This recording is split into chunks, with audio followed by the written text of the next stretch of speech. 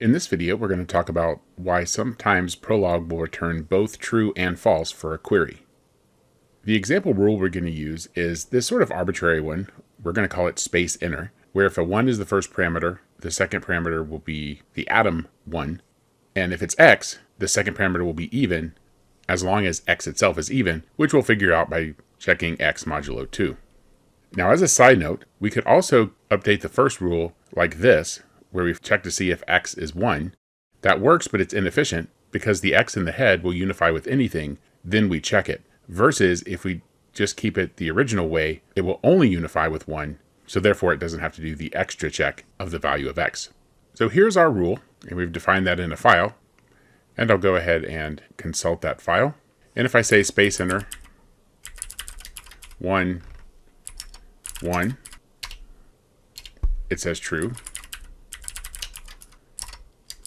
I can also do this, which it'll say x is even. But when I did this first version, notice it didn't automatically immediately return. And that's because there were more rules to check. Now, if I press enter, like I did before, you're essentially telling Prolog that you're happy with the result. And so it says fine, and it quits.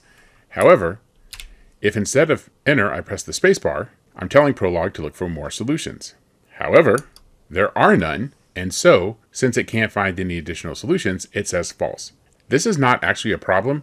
The first answer that it finds is going to be valid. So it did find a solution. That false isn't saying that the statement is false. It's saying that it's not able to find additional solutions. And that would also be the case if we put a variable here. It'll unify it with 1.